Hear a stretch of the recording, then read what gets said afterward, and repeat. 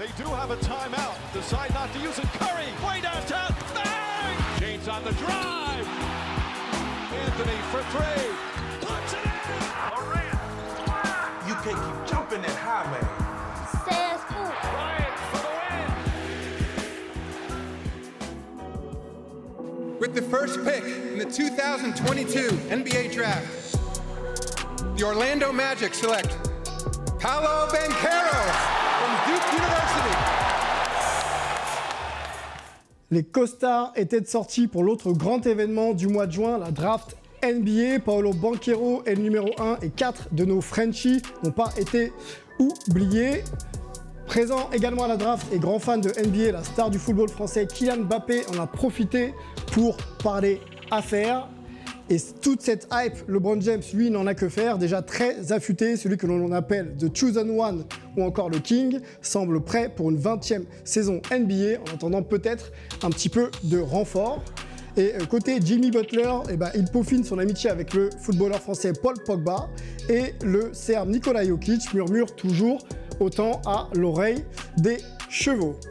Au programme de cette émission, les intérêts individuels priment-ils sur les intérêts collectifs dans la NBA d'aujourd'hui? Les joueurs sont-ils plus importants que leur franchise? Puis focus sur la draft de nos Français et les exemples réussis de reconstruction des Warriors et des Celtics.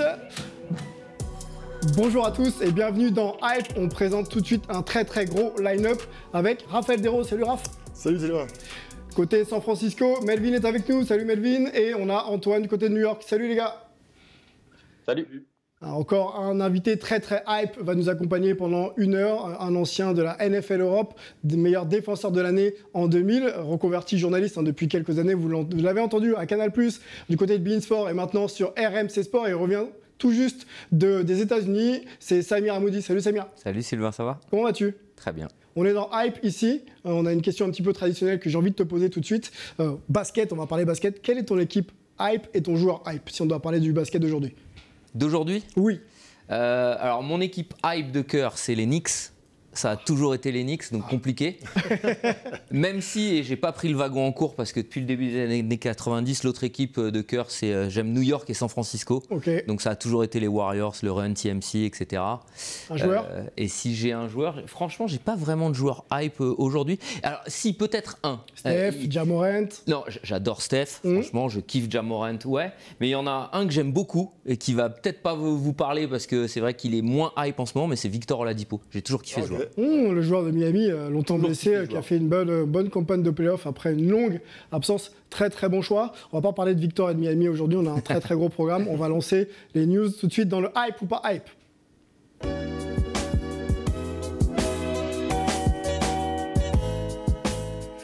Comment t'as fait pour savoir que ça pouvait être Curry et Ja Morant? Parce que pour le coup, t'as tapé juste direct. Hein. Écoute, ils sont tellement hype les deux joueurs que forcément, j'ai pas pris trop de risques.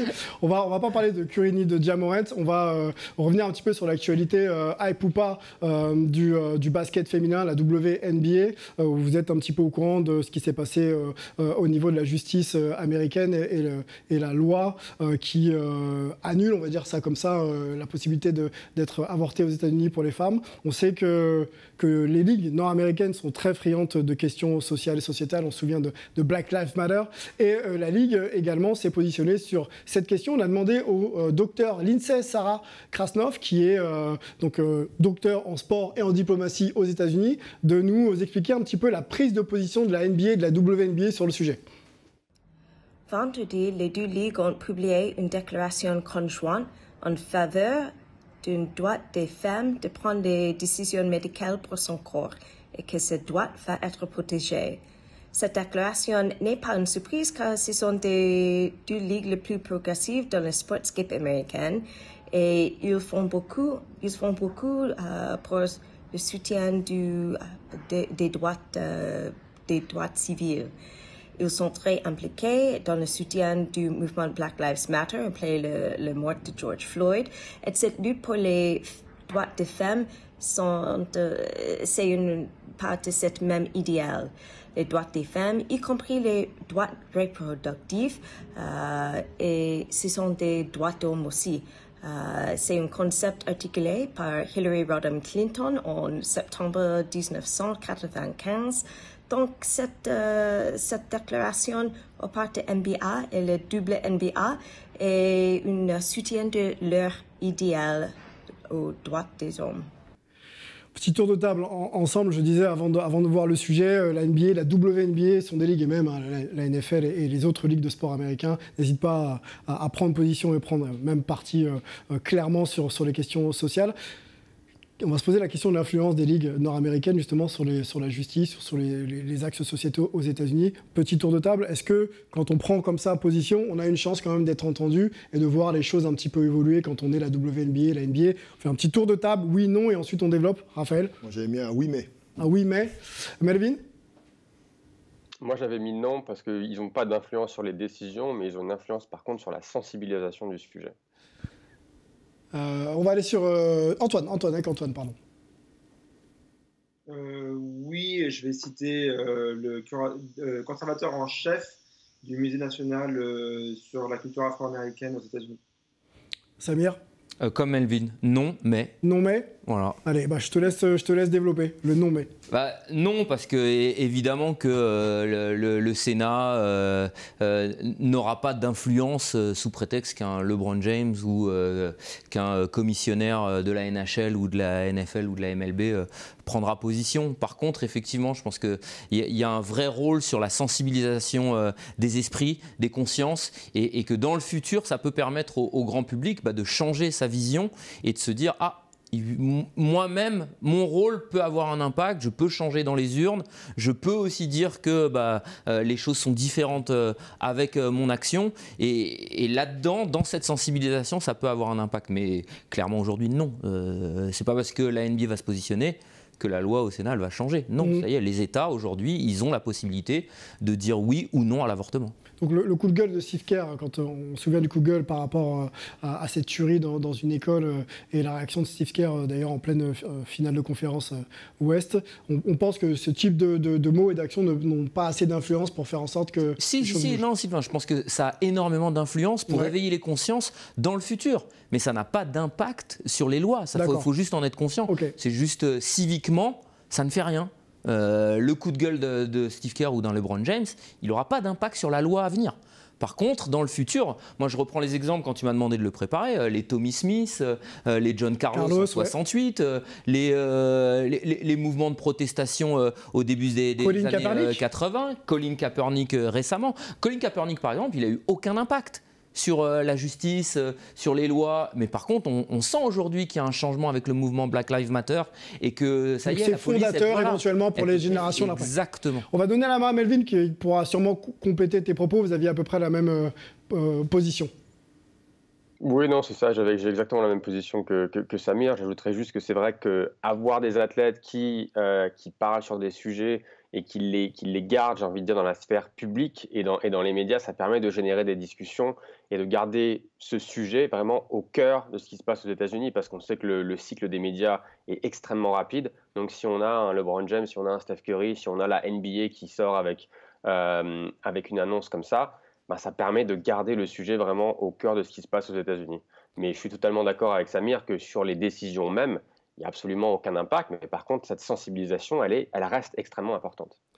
Antoine, quand on parle de NBA et d'activisme, on pense à beaucoup de figures emblématiques, Kareem Abdul-Jabbar. Il y a beaucoup de thématiques aussi qui sont ouvertes au LGBTQ, la cause des minorités aussi aux États-Unis. Tu as peut-être aussi, toi, d'autres exemples à mettre en exergue dans Hype?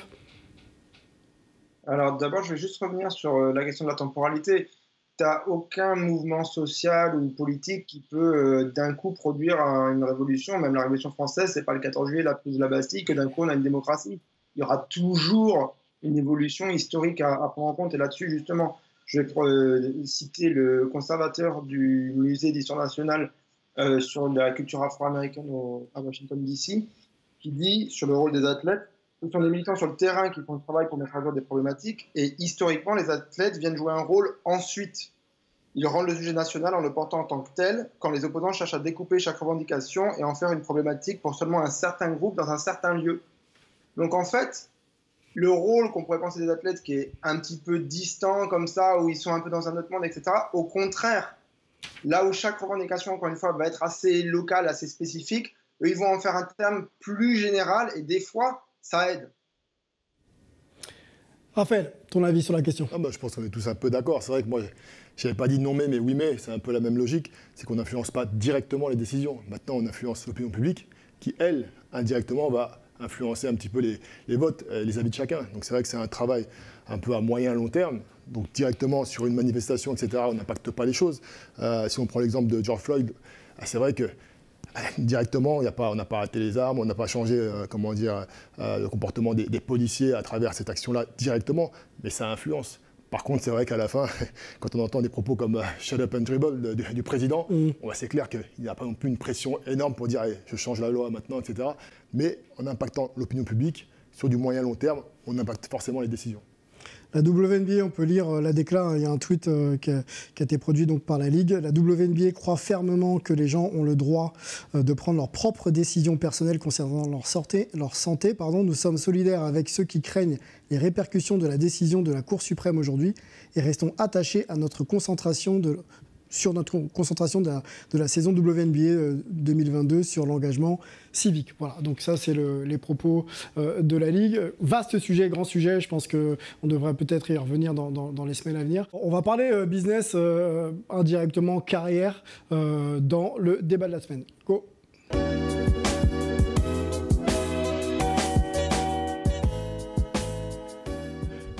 Bon, je vois que vous êtes vraiment très très chaud, on va rester un peu sur le même angle. On va se poser la question de savoir si dans la NBA d'aujourd'hui, les intérêts individuels ne priment pas sur les intérêts collectifs. On a vécu cette NBA des années 80, 90, on est des anciens maintenant, on peut le dire et l'assumer. On voyait des joueurs faire beaucoup de saisons dans une même franchise. C'est un peu moins le cas. LeBron James est parti des Cavs, Miami, retour aux Cavs, les Lakers. Qu'est-ce qu'on a encore? On a Kyrie Irving aussi qui a pas mal bougé, hein, les Cavs, Boston, les Nets. On a beaucoup de joueurs comme ça qui n'hésitent plus maintenant à mettre en avant leur intérêt personnel pour déjà exceller et gagner éventuellement des titres après, plutôt que de s'inscrire dans une continuité et essayer d'aller chercher un titre sur 3-4 saisons. Donc c'est la question que je vous pose, on va essayer de la développer ensemble. Les intérêts individuels priment-ils sur les intérêts collectifs? On y va? C'est bon? Allez. Go. Tiens Raphaël, dis-nous tout. J'ai mis oui, ils peuvent. Ils peuvent? Pas ils doivent, par contre. Ils doivent, ok. Melvin? Pour moi, ça dépend de l'objectif. Si le joueur est dans un axe vraiment d'avoir du succès individuellement, oui, ils peuvent et sûrement ils doivent. Mais par contre, si tu veux chercher à gagner un titre, pour moi, c'est pas compatible.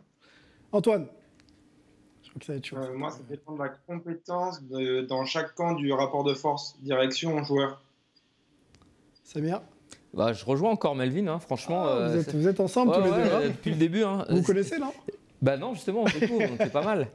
Non, c'est vraiment, pour moi, c'est la personnalité et l'état d'esprit d'un joueur qui fait la différence. Tu nous as donné des exemples comme LeBron et Kyrie, mais moi je vais t'en donner deux autres. Giannis et Stephen Curry. Les deux, ils sont restés dans leur franchise, ils n'ont pas bougé, ils ont gagné des titres. Donc c'est vraiment l'état d'esprit du joueur, en fait, du joueur et de la franchise. Et de la franchise dans le collectif qui, pour moi, fait la différence. Quand un joueur se dit ma legacy, mon héritage est plus important quelque part que mon apport personnel, ça fait toute la diff. Stephen Curry, Giannis Antetokounmpo. Quand un joueur ne voit que par son marketing, LeBron James, Kyrie Irving, quitte à en oublier finalement le collectif, c'est là où il est plus fort que la franchise. LeBron James, c'est peut-être un autre débat, mais est-ce qu'il a eu un coach aujourd'hui dont vous vous souvenez? Un coach emblématique, est-ce qu'il en a eu un? David Blatt, c'est pas emblématique. Il n'y en a aucun emblématique. Alors que Kobe, vous pouvez sortir des coachs emblématiques. Jordan, vous pouvez sortir un coach emblématique. Oui. Les grands joueurs du passé, vous pouvez sortir des coachs emblématiques. Stephen Curry, il a son coach emblématique. Antoine, donne-nous ton avis sur la question. L'intérêt individuel versus le collectif. Et le cas Kyrie Irving, c'est un problème de compétence. C'est-à-dire que si le joueur est meilleur à prendre certaines décisions que sa direction qui n'est pas bonne, là, ça peut être bénéfique. Un LeBron James, par exemple, à Miami, il vaut mieux qu'il se taise. Quand il est aux Cavs, avec Gilbert qui ne sait pas mener sa barque, là, il peut l'ouvrir. Quand il est aux Lakers, c'est plus un débat.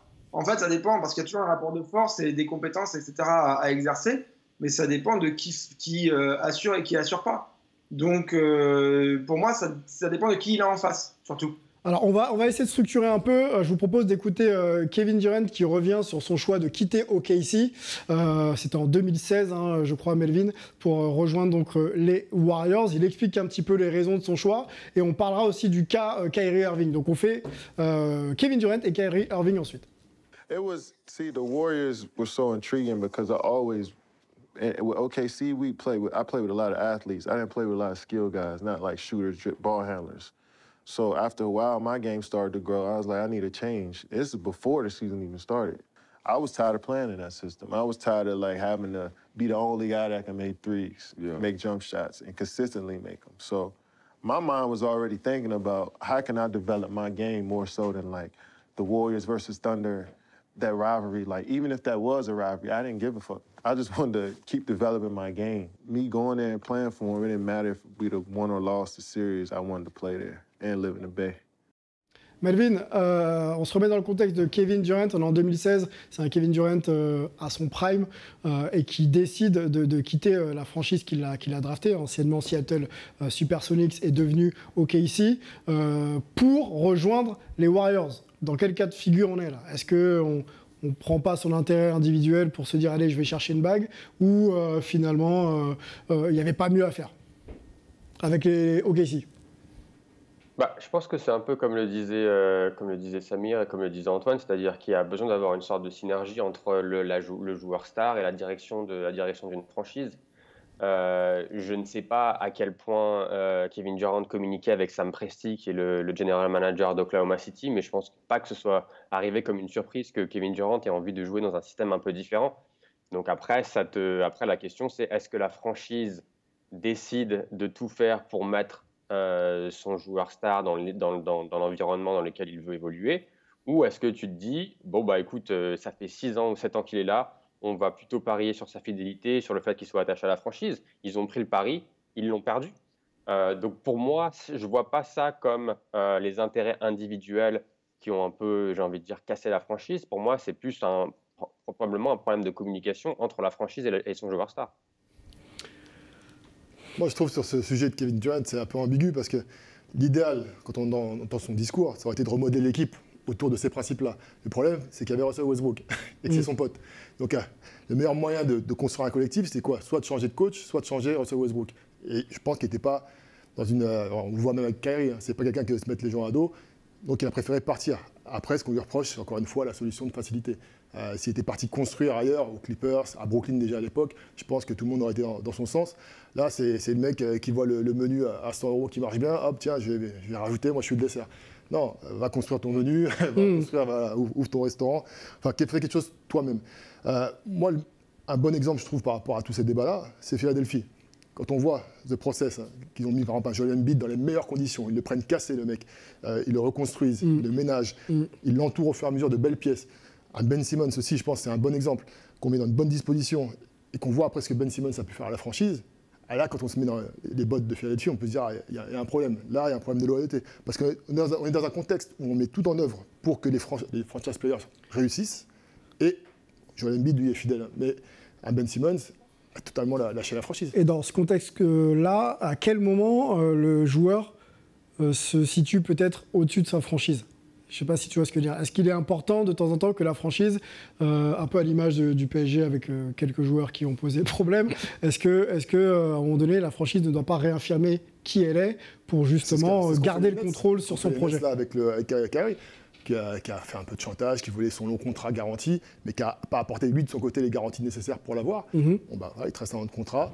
Et on est sur une situation un petit peu à cheval entre les deux, mais ils ont pris le risque de voir Kyrie partir et donc effet domino de voir peut-être KD partir, et ils ont, à mon sens, repris le contrôle, au moins à court terme.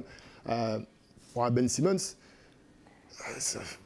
moi j'ai vraiment des problèmes avec ce type de joueur. Bah, on va demander à Antoine qui a suivi Brooklyn et Philadelphie toute la saison, le cas Kyrie Irving, avant que tu nous en parles, parce que ça bouge en ce moment concernant Kyrie. Je voudrais qu'on resitue peut-être un petit peu avec toi aussi la notion de contrat en NBA, parce qu'on ne fait pas ce qu'on veut, on ne part pas d'une franchise à une autre en décidant d'en partir. On a signé pour des bails plus ou moins longs avec des clauses. On peut peut-être essayer avec toi, Antoine, voilà, de situer quelques contrats clés pour nos téléspectateurs, et ensuite on parlera du cas Kyrie.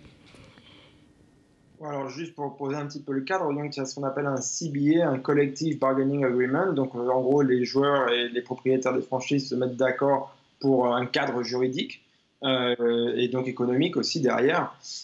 Ces contrats, donc en gros, c'est 45 pages. Les 28 ne sont pas négociables. C'est standard sur le type de contrat que tu peux avoir en NBA. Et ensuite, tu peux avoir différents niveaux. Donc c'est surtout la rémunération qui change. Il y a aussi d'autres options un petit peu à côté, donc on ne va pas trop parler. Mais en gros, en fonction de combien tu peux être payé, avec un max et des super max. Normalement, le max est autour de 25% du salary cap, c'est-à-dire de la masse globale autorisée pour les salaires d'une équipe. Et certains joueurs qui ont rempli des conditions vraiment extrêmes, du All-NBA, du meilleur défenseur, etc., peuvent prétendre au super max, et ça correspondrait à 30% du maximum autorisé sur les salaires pour la franchise. Et après, il y a aussi un minimum. Et d'ailleurs, l'an prochain, pour la première fois, le minimum va passer à plus d'$1 million par année pour un joueur. Il y a aussi, bien sûr, sur la durée. Il y a la rémunération par an et puis après, il y a la durée. Et là aussi, c'est très encadré. On ne va pas rentrer dans tous les détails. On ne va pas rentrer sur les exceptions pour les vétérans, les bird rights, c'est-à-dire le joueur qui a déjà été drafté dans cette franchise et qui y reste. On fera ça une autre fois. Parlons de Kyrie Irving avec toi. On vient d'apprendre qu'il devrait rempiler au moins pour une saison, puisqu'il a opt-in. Donc il prend sa dernière année de contrat, à peu près 36-37 millions de dollars. Est-ce qu'on peut situer un petit peu Kyrie Irving, donc, qui a été drafté par les Cavs une année à Boston et ensuite Brooklyn, qui a joué peut-être la moitié des matchs depuis qu'il est à Brooklyn. Est-ce que ce type de joueur qui a aussi montré un petit peu des convictions personnelles cette saison avec vaccin, pas vaccin, a toute autorité pour choisir son destin et son avenir en NBA? Alors, Kyrie Irving, c'est un peu particulier. Et finalement, ça se lie aussi aux autres sujets qu'on avait avant, c'est-à-dire la communication des joueurs. Là-dessus, certes, il a pris la main là-dessus, mais il est parti sur des trucs. Enfin bon, même au niveau de l'opinion publique, ça ne résonne pas beaucoup quand même. Il est quand même pris pas très au sérieux. Au niveau du rapport de force, du coup, avec la franchise, et je pense que tout est lié. Quand les joueurs, leur ego monte, etc., ils n'ont plus de contradiction, que les journalistes ont aussi un petit peu ce rôle-là, de venir un petit peu leur poser certaines questions, certaines contradictions. Du coup, ça peut partir un petit peu dans tous les sens des fois. Et donc, il a cru qu'il pourrait vraiment bluffer, raconter ce qu'il fait dans sa communication, raconter sa version, essayer de l'imposer à la franchise. Et en gros, il a inventé un monde dans lequel j'ai pas besoin de 36 millions de dollars par an l'an prochain, qui est l'extension qu'il a le droit de signer, puisque c'est lui qui a cette option-là sur son contrat. Je vais aller signer pour 6 millions avec les Lakers. Et donc forcément, la franchise des Nets, tu as dit, ah bon, vraiment, tu vas perdre 30 millions l'an prochain. Vraiment, tu es prêt à le faire. On attend de voir. Quand ça n'a pas marché, il a dit, ah non, mais en plus, il y a KD qui va se barrer. Bon, KD qui était un petit peu là à dire, bon, je vais peut-être pas mettre mon pote qui a signé avec moi à Brooklyn en 2019 dans l'embarras en disant que non. Donc je vais juste dire que je ne suis pas du tout impliqué là-dedans. Son bluff n'a pas du tout marché, donc il remplit l'an prochain. Il va ramener encore d'autres problèmes. La première année, c'était le conflit avec les journalistes. La deuxième année, c'était le vaccin. La troisième année, on attend de voir avec quoi ça va arriver. Pour une fois, c'est une année de contrat, donc peut-être qu'il va rentrer dans le rang juste pour justement signer son prochain contrat à plusieurs années, plusieurs millions, voire même centaines de millions. Donc on va voir, mais en gros, c'est du Kyrie Irving typique, on peut dire. Et c'est assez typique, encore une fois, sur les autres sujets qu'on a évoqués, la communication des joueurs, le rapport de force avec la direction, etc., la gestion d'une franchise, mais avec un exemple assez extrême qui est celui de Kyrie Irving.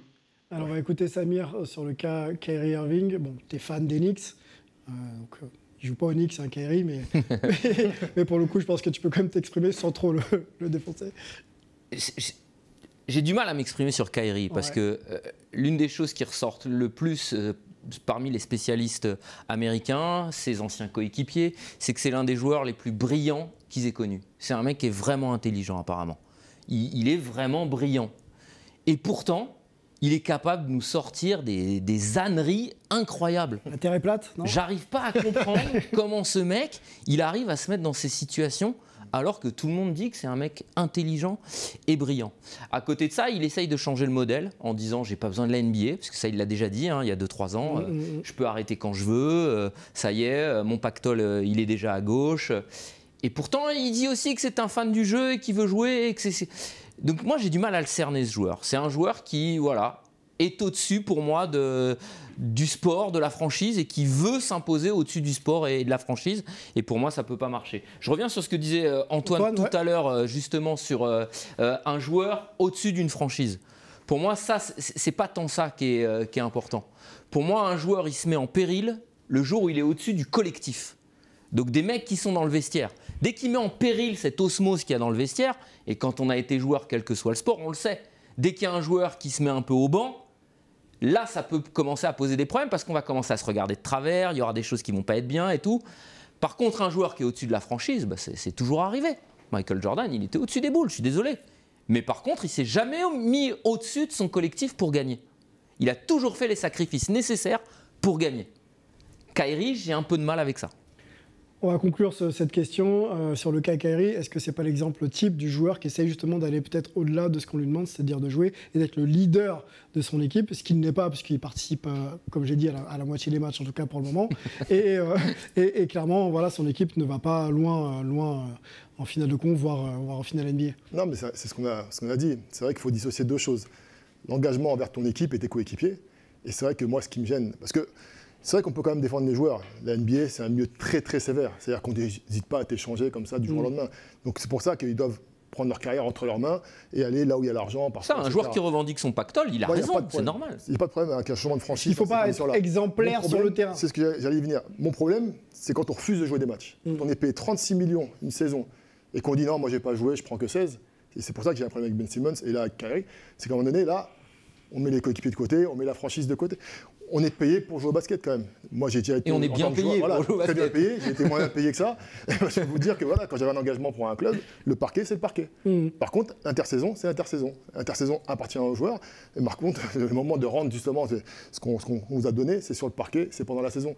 Et quand on rate des matchs par philosophie, là, ça me dérange.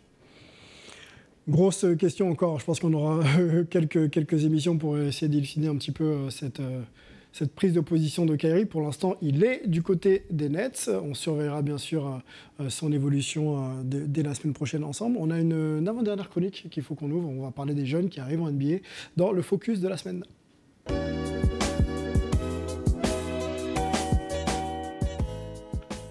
Alors, vous avez fait les previews avec Alan d'Envergure la semaine dernière. Ça y est, l'événement a eu lieu le 23 juin dernier. 60 noms ont été appelés sur 2 tours. On va vous présenter le top 3 et on va parler aussi de nos Français puisque 4 nouveaux Français devraient intégrer la Ligue dans les semaines prochaines. On va sur le top 3 ensemble. Donc, on n'avait pas tort la semaine dernière quand on parlait de Paolo Banchero qui a été appelé en numéro 1 par le Magic. Chet Holmgren, qui a été appelé en numéro 2 par le Thunder d'Oklahoma City et Jabari Smith Jr. qui a été donc appelé en numéro 3 par les Rockets. Des profils totalement différents. Un longiligne, un shooter pour Jabari Smith et puis un homme à tout faire pour Paolo Banchero. On va tout de suite aller sur notre top 4 français puisque plusieurs noms étaient éligibles et s'étaient présentés, mais 4 ont été appelés. Le premier, c'est Ousmane Dieng, ancien pensionnaire de l'INSEP, qui est appelé numéro 11 par OKC, donc une très très belle position. C'est la même que Mike Pietrus, par exemple, ou Tariq Abdul-Wahad. On a Moussa Diabaté qui est appelé 43e par les Clippers, Ismaël Kamagaté 46e par Denver. Et on a également Hugo Besson, appelé 58e par les Bucks.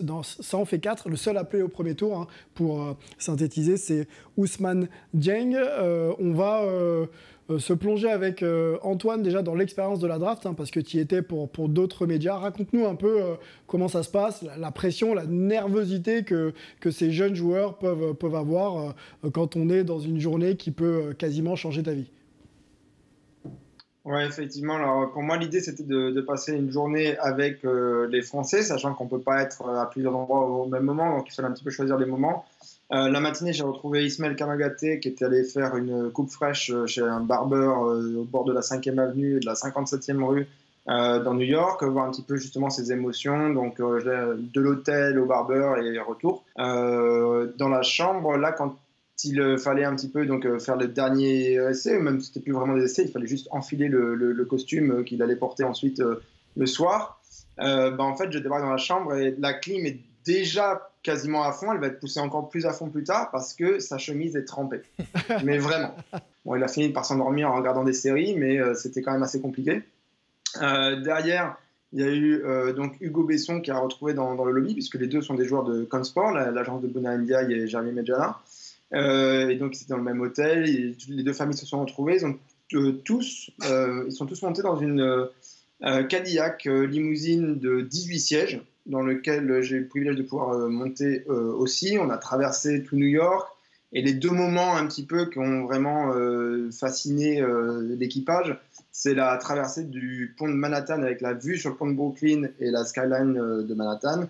Et même si on est passé un petit peu furtivement, un peu au loin, le Barclays Center, parce que c'est là qu'allait se trouver la draft. Donc là, sur Hugo Besson, plus à l'aise quand même. C'est quelqu'un qui est assez pas trop à se prendre la tête, comme il se définit lui-même. Tiens, tu parlais d'Hugo Besson. Derrière, donc je suis allé Antoine, au Barclays Center. On a une image d'Hugo Besson qui avait gagné le challenge Benjamin organisé par la Fédération française de basketball. C'était en 2014 et il avait donc gagné le droit d'aller voir Evan Fournier, je crois, du côté d'Orlando, enfin en tout cas de la Floride. Là, il est du côté de Miami. Donc voilà un peu Hugo Besson à l'âge de 11-12 ans, quand tu es en Benjamin, à 11-12 ans, c'est ça, Raphaël, à peu près. Donc voilà, le parcours d'Hugo Besson jusqu'à la draft. Je te redonne la main. Merci, et merci pour cette respiration, pour moi et pour l'audience.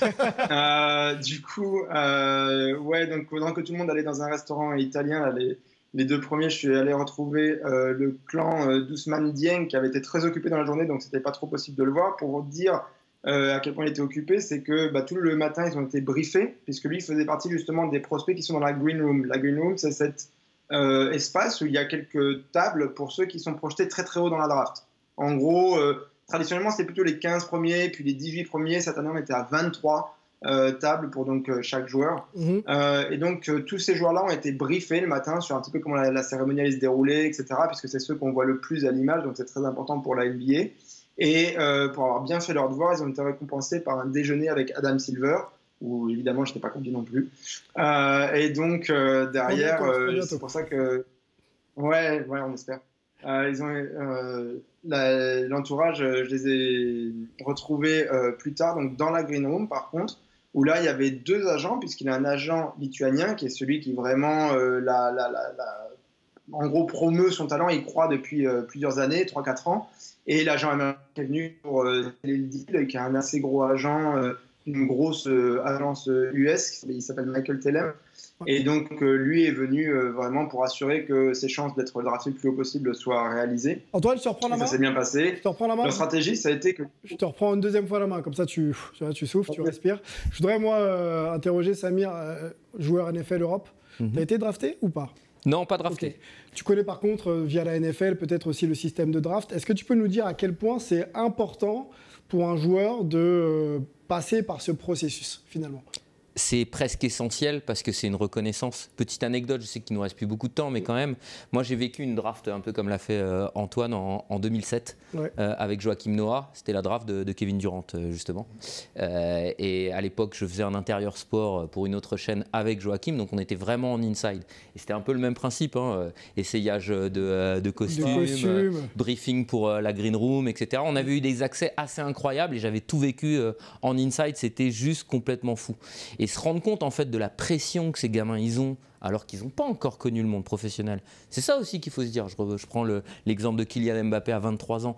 Ça reste des enfants, les mecs. Ils sortent de l'adolescence et tu leur mets une pression. Plongés dans le grand bain. Voilà, comme ça. ils sont plongés dans le grand bain des médias, du monde professionnel, de l'argent. Il y a beaucoup de choses à gérer en même temps. Hein.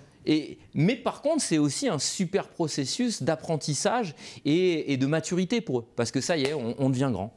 Ok. On va, Antoine, je te redonnerai un petit peu la main plus tard. Je voudrais qu'on parle de processus de reconstruction par la draft. Donc cet événement permet aussi à certaines franchises au plus mal de miser sur les meilleurs talents et puis petit à petit, année après année, espérer devenir un vrai contender, voire un favori pour le titre. Melvin a vu cet exemple à succès se produire puisque les Warriors font partie de cette franchise qui mise beaucoup sur la draft. Et je voudrais que tu nous en parles un petit peu. Ouais, avec plaisir. C'est vrai qu'on oublie souvent que les Warriors, avant d'être la dynastie des Warriors qu'on connaît depuis maintenant 8 ans, c'était une équipe qui était au bas-fond de la NBA, qui n'était pas très bonne.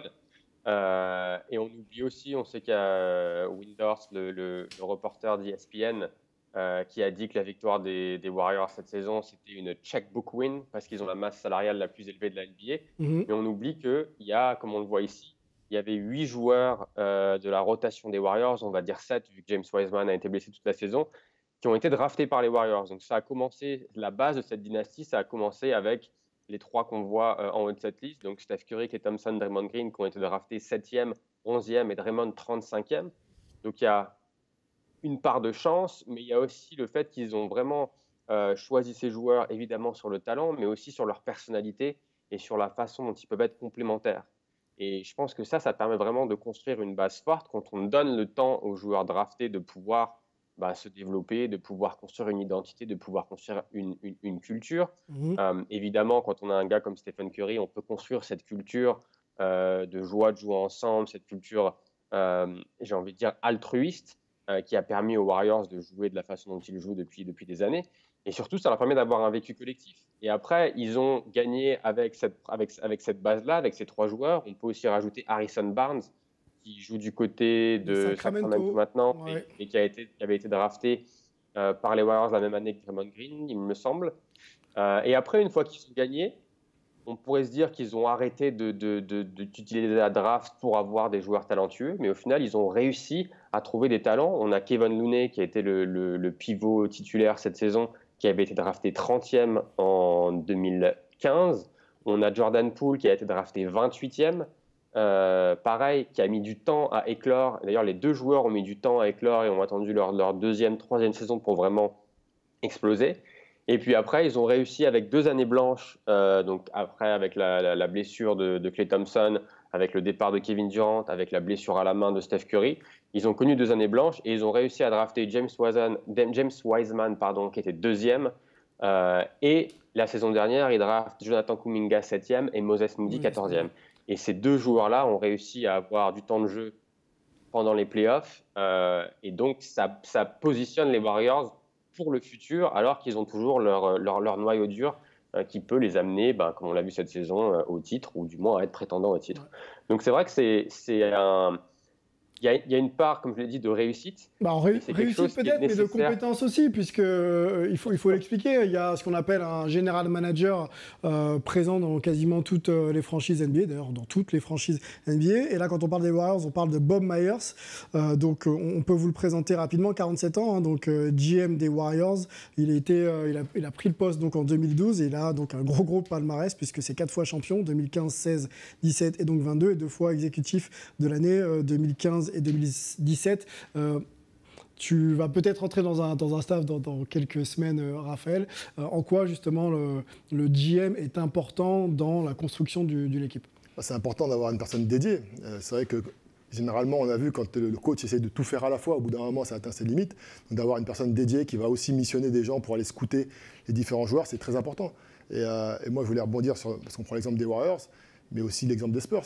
Parce que les Warriors ou Boston, on va en parler un peu plus tard, ça reste quand même des marchés très corrects. Quand on parle de San Antonio, par exemple, on est obligé de passer par ce processus de draft. Et quand on voit ce que font les Spurs, parce que si on suit un peu l'actualité, il y a des rumeurs de trade des Dejounte Murray, par exemple. Je me suis dit, mais qu'est-ce qu'ils font? Et puis après, j'ai creusé un peu. Et puis on commence à comprendre que oui, mais on espère peut-être une pole position à la draft pour un Victor Wembanyama qui peut changer une franchise. Et on se rappelle que c'est ce qu'ils avaient fait à l'époque de la blessure de David Robinson pour aller chercher aussi un Tim Duncan. Ouais. On voit l'impact que ça a eu après. Un Tipeee, c'est 29e à la draft. Un Ginobili, c'est un 2e tour de draft. Donc voilà, c'est vrai qu'il y a un savoir-faire, une importance quand même d'aller scouter, aller chercher au-delà des euros, enfin des dollars là, en l'occurrence, pour pouvoir construire une équipe. L'exemple des Celtics avec toi, Antoine. Donc les deux équipes, c'est pour ça qu'on se focalise dessus, étaient présentes en finale NBA. Les draftés des Celtics, on peut y aller tout de suite. Marcus Smart, 2014, Jaylen Brown, 2016, Jason Tatum, 2017, Robert Williams, 2018, Grant Williams, 2019, Peyton Pritchard, 2020 et Aaron Nesmith, 2020. Vous voyez aussi les positions, donc c'est assez haut pour les 3 stars, 6e, 3e et 3e, un peu plus bas pour le reste. On t'écoute, Antoine, pardon, sur cette stratégie qu'ont eu les Celtics d'aller chercher aussi une reconstruction à la draft après la génération, on s'en souvient, Kevin Garnett, Ray Allen et Paul Pierce. Payante, puisque eux aussi étaient en finale. Je vais prendre un exemple d'à quel point il y a une certaine vision, c'est qu'en 2017, ils ont le choix numéro 1 en fait. Et là où ils sont forts, c'est qu'ils lâchent le choix numéro 1 pour aller choisir en 3, puisqu'en fait Danny Ainge avait déjà flashé sur Jason Tatum et ne pensait pas prendre Markel Fultz et j'oublie qui était l'autre joueur intéressant dans le top 3. Et du coup, reste sur Tatum et on récupère donc en lâchant le numéro 1 d'autres assets et notamment d'autres tours de draft. Voilà, c'est clairement c'est une stratégie qui paye à partir du moment où, encore une fois, tu sais scouter et aussi à un moment, il faut quand même avoir des choix un petit peu hauts. Les Warriors, là, quelque part, ils bénéficient au moins presque d'une chance, quoi, ces 2 années où ils sont dans les bas-fonds, mais qu'ils ont quand même un noyau dur qui est en gros à l'infirmerie.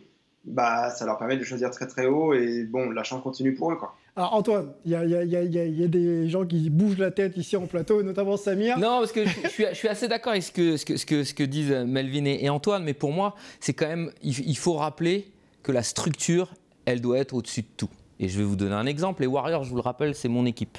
D'accord ? Ok. C'est pas les Knicks, hein ? Écoutez bien la draft. Parce que, non, mais c'est pour vous dire que être bon à la draft, mais ensuite savoir utiliser les joueurs, c'est autre chose. Et les Warriors, depuis 10 ans, maintenant, ils savent le faire. Alors qu'avant, ils draftent Chris Mullin, Mitch Richmond, Tim Hardaway, Tyronn Hill, Chris Gatlin, Latrell Sprewell, Chris Webber, Joe Smith, Gilbert Arenas, Monta Ellis, Flo Pietrus. Tout ça, ça a été drafté par les Warriors. Mais ils n'ont jamais su les faire jouer ensemble.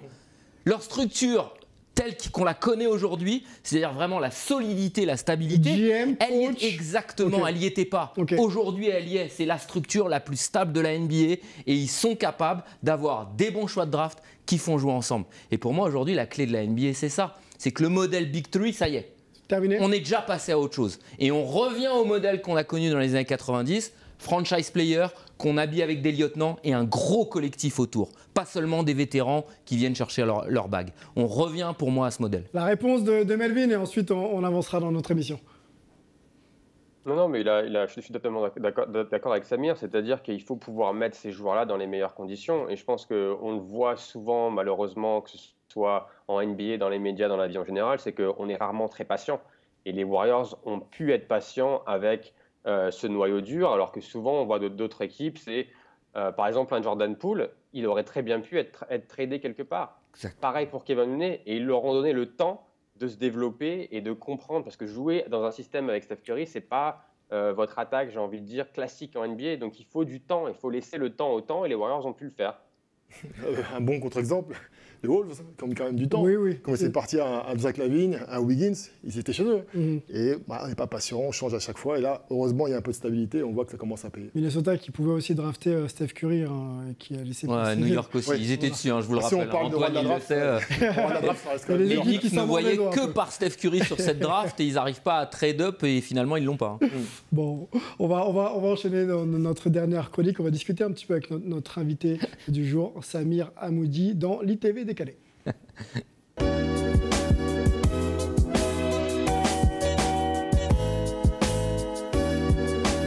Allez, pour conclure un moment détente, Samir, d'habitude, c'est toi qui poses les questions et qui nous permet d'en apprendre un peu plus sur les athlètes. On va, si tu veux bien, inverser les rôles. On se fait une petite ITV, tu préfères, et puis dans cette ITV, on te dressera quelques surprises. Il y a des amis à toi qui ont voulu te poser notamment quelques questions. Est-ce que tout va bien? T'es prêt? Allez, on y va. Nickel, ok. Tu préfères le Flash de La Courneuve ou le FC Barcelone? Le Flash. Le Flash? Ouais. T'as joué au Flash? En fait, je pense que Raph, il va tout de suite s'en rendre compte, mais la camaraderie du vestiaire, quand on a été athlète, c'est ce qui vous manque derrière. Et Barcelone, pour moi, ça a été une expérience professionnelle exceptionnelle. C'est l'apogée de ma carrière. J'ai vécu des choses incroyables, mais c'était professionnel, c'était payé, c'était rémunéré. Le Flash, c'était juste le bonheur pur avec les potes. Et ça, c'est inestimable. On rappelle que Samir a joué au football américain à très très haut niveau. Il a intégré la NFL Europe et était meilleur défenseur de l'année en 2000. Au poste de safety, hein, c'est ça? C'est ça. Ok. On avance. Athlé ou foot US? Elle est horrible celle-là. Elle est horrible, hein? Elle est horrible. Bah, à pratiquer foot US, absolument aucun doute. À commenter? Et je vais surprendre tout le monde. L'athlé, c'est mon sport. C'est le sport que je préfère par-dessus tout à commenter, à suivre, à voir. C'est le sport antique, l'athlétisme. Les gens ne s'en rendent pas compte, mais c'est la base de tous les sports. C'est le berceau. D'où ce t-shirt. D'où ce t-shirt. Voilà. Mohamed Ali ou Mike Tyson? C'est dur. Eh oui. C'est que tu commentes la boxe aussi. Bah, pareil, c'est compliqué, mais moi j'ai grandi avec Mike Tyson et je me levais à 6 du mat pour 30 secondes et tu restais éveillé, machin. Pour un flash. Donc je suis presque obligé de dire Mike Tyson, même si Mohamed Ali, la comparaison on peut la faire avec un Pelé Maradona. Oui. Tu vois, Pelé, c'est l'emblème du football. Voilà, Mohamed Ali, c'est un peu ça, c'est l'emblème de la boxe. Moi, celui qui m'a fait vibrer gamin, qui m'a fait aimer le sport, c'est Tyson. Tu préfères L'Enfer du dimanche ou He Got Game? Deux films.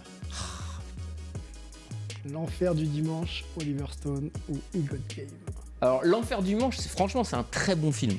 Très bon film sur le foot US, un peu caricature par moment, mais vraiment un très bon film. Après, je pense que philosophiquement, je préfère He Got Game. J'adore Spike Lee en plus et je dirais He Got Game. He Got Game? Ouais. Allez, on a un ami à toi qui a voulu te poser une petite question. J'espère que tu es prêt. Allez. Samir, salut, c'est Rémi Reverchon, j'espère que tu vas bien.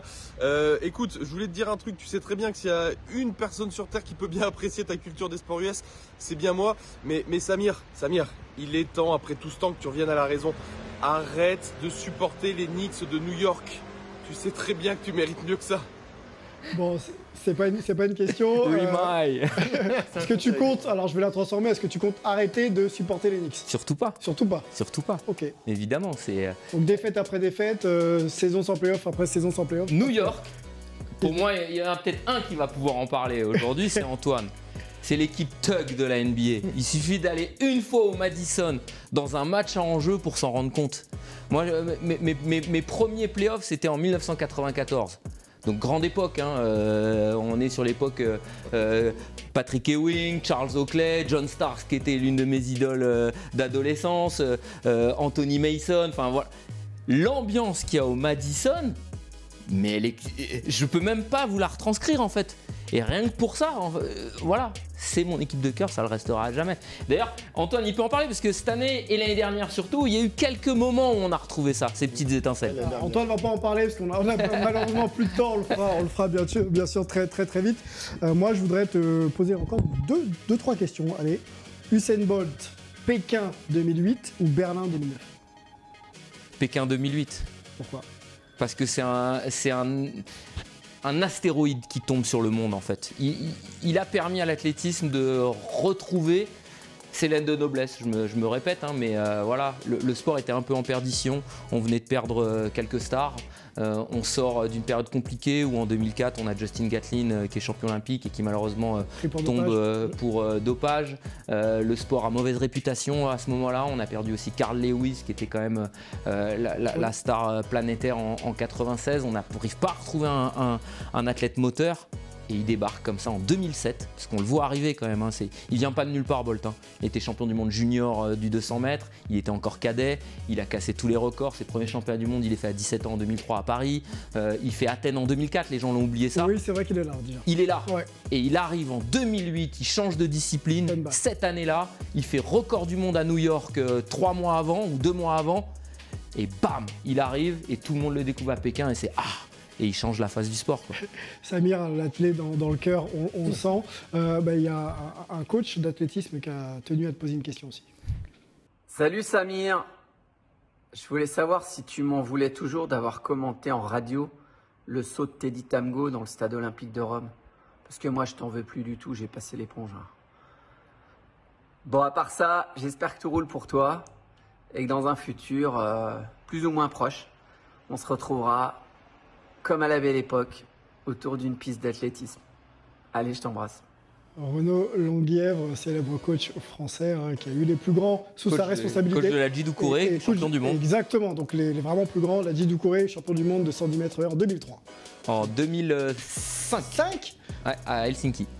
Réponse de Samir est-ce que tu lui en veux ou pas? Pas du tout, je vous raconte très rapide parce que en fait on est au tout début de la chaîne de beIN, on récupère la Diamond League. Moi j'avais travaillé plusieurs années avec Renaud Longuièvre à Canal+ sur l'athlétisme, mais à l'époque j'étais pas en commentateur principal. J'étais ce qu'on appelle le backup. Et c'est vrai que moi j'aime bien le côté carré, c'est-à-dire que j'aime bien qu'il y ait de la fluidité dans le commentaire, quel que soit le sport d'ailleurs. Le commentateur, il est là pour faire le play-by-play, pour faire le descriptif, c'est important. Et le consultant, il est là pour l'analyse. Et il est là, quelque part, aussi pour faire vivre la performance d'un point de vue technique. Et Renaud, en fait, il était tellement surexcité dans nos débuts à beIN qu'il en oubliait complètement les rôles et qu'il commentait tout. Et il commentait tout. Oui, il y allait. Et on était au stade olympique de Rome et le gars, il prenait la main sur tout le monde. Il y avait Romain Barras, le pauvre, il savait plus où se mettre, il avait plus la place et il voulait commenter sur tout. Donc moi, je m'étais mis aux ordres, j'avais coupé les micros à tout le monde. J'ai dit, Renaud, arrête maintenant, t'arrêtes tes conneries, c'est pas pour toi le play-by-play, laisse la place aux autres. Et en fait, il avait boudé pendant 2-3 minutes, on l'avait plus entendu avant qu'il se remette à recommenter le meeting de Rome. Tu lui en veux plus, grand moment. On va rester dans les grands moments de ta carrière avec cette dernière question. Quelle est pour toi l'interview la plus hype que tu aies réalisée? Celle qui t'a vraiment enchanté, quoi. Et t'en as vu, c'est très dur. Très dur. Très dur comme question. Celle que tu retiens, qui t'a... Quel sport déjà? Qui a validé le fait que tu sois journaliste maintenant. Une interview qui m'a fait vibrer, parce que pareil, encore une fois, je suis pas très dans le côté groupie, fan, mais quand j'ai eu la chance d'interviewer Carl Lewis, en fait, il y a eu trois moments avec Carl Lewis parce qu'on s'est vraiment bien entendu quand on s'est rencontrés. On a fait une émission spéciale avec lui et c'était une exclue totale mondiale sur beIN Sport. On a fait 1 heure sur Carl Lewis. Et on avait vraiment tout débriefé sa carrière. Il avait été génial. Il avait tellement apprécié qu'on s'était retrouvé à Houston. Il venait de devenir coach de l'université de Houston. J'avais fait un reportage avec lui. Et dans la foulée, on avait fait 1 heure d'interview. Et il s'était livré de façon assez incroyable, où il avait vraiment dépoté sur tout et n'importe quoi et sur tout le monde. Il s'était même livré sur Usain Bolt, avec quelques petites pépites. Et franchement, ouais, c'était un grand moment. Grand moment, Carl Lewis. Grand athlète, tout le monde se souvient de ses performances, notamment sur longueur. Moi, je me souviens de Tokyo 91, c'était assez incroyable. Je suis surtout un sauteur en longueur avant d'être un sprinter, il le dit encore. Oui, il faut pas l'oublier. On va conclure cette émission. Merci Samir d'avoir répondu à mes questions. On va remercier Raphaël qui était là présent, qui sera là avec nous la semaine prochaine, nos amis en duplex de San Francisco et de New York, et donc Samir Hamoudi qui est venu directement de l'aéroport pour nous rejoindre dans Hype cette semaine. Merci d'avoir pris ton temps de ton temps pour nous. On va remercier François Caudal à la réalisation, Lucien Jahan à l'édition. Un petit mot aussi pour féliciter le basket 3-3. Les filles sont championnes du monde et les garçons finissent 3e. Félicitations à vous. Et puis merci d'être toujours plus nombreux de nous suivre sur les réseaux sociaux, sur la chaîne de Sport en France. D'ailleurs, il y a le replay sur YouTube et également sur le replay de Sport en France. Donc n'hésitez plus, allez-y, vous vous abonnez, vous commentez, vous likez. Et on se retrouvera très vite pour une nouvelle émission. À bientôt, ciao!